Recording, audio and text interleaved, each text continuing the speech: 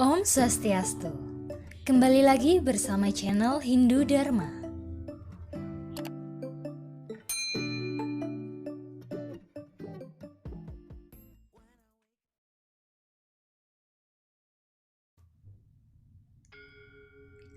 Trimandala. Trimandala merupakan 3 bagian tempat untuk melakukan kegiatan pada saat pelaksanaan upacara di sebuah pura. Trimandala berasal dari kata tri dan mandala. Tri artinya 3 dan mandala artinya tempat.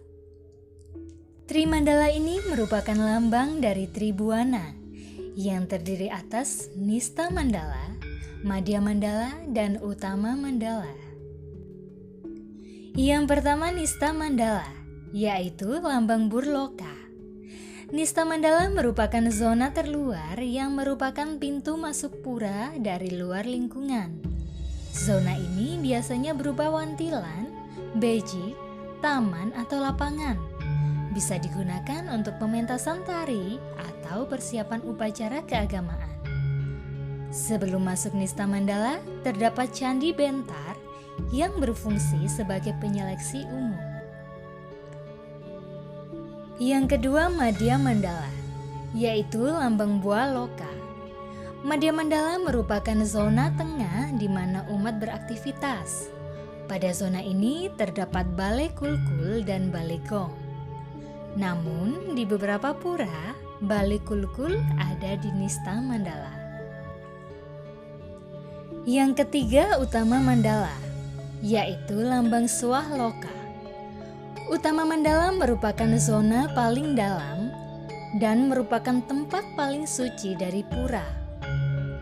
Untuk masuk tempat ini, umat harus melalui Kori Agung atau Candi Kurung dengan 3 pintu. Pintu utama terletak di tengah, sedangkan 2 pintu lainnya mengapit pintu utama. Di zona ini terdapat Pelinggih, Padmasana, Balai Pepelik, Balai Pawedan, dan Gedong Penyimpanan.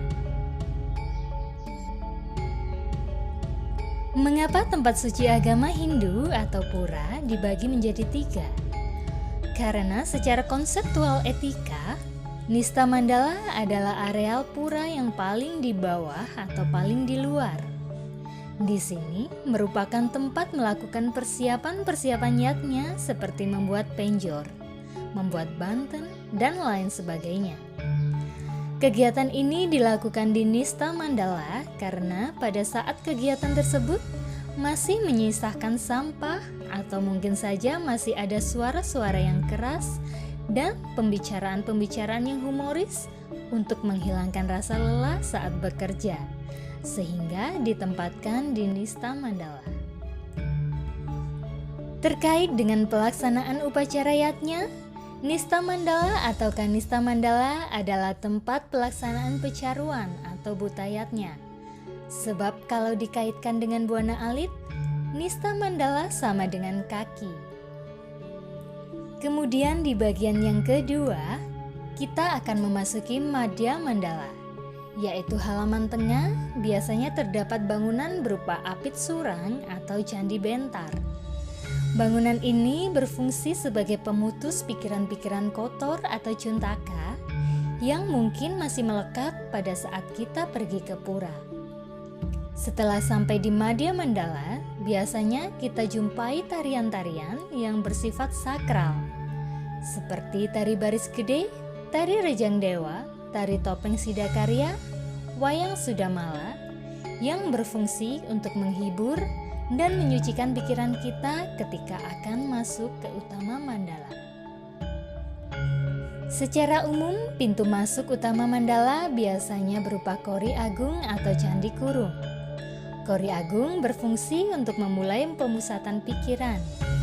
Pada Utama Mandala, kita bisa melaksanakan pemujaan terhadap Istadewata, yaitu Sang Yang Widiwasa atau Tuhan yang berstana di pura tersebut. Pada Utama Mandala terdapat bangunan suci berupa Padmasana dengan berbagai bentuk. Ada yang berbentuk Padma Candi, Meru, Gedong, dan sebagainya sesuai dengan Istadewata yang dipuja di sana. Karena merupakan tempat memuja Ista Dewata, maka kita wajib mengubah segala perilaku yang kurang sopan menuju perilaku yang suci dan sopan, seperti berpikir yang suci, berbicara yang suci, serta berbuat yang suci pula. Berbeda dengan tempat suci agama lain, bangunan pura dibuat pada udara terbuka karena konsep tempat suci agama Hindu adalah sesuai dengan konsep Trihita-karana yang dilambangkan dengan swastika, yaitu hubungan manusia dengan Tuhan, hubungan manusia dengan manusia, dan hubungan manusia dengan alam lingkungan. Terima kasih telah menonton video ini. Anda dapat memberikan komentar di bawah untuk materi selanjutnya yang akan dibahas. Jangan lupa like, subscribe, dan share channel YouTube ini. Om Santi Santi Santi Om.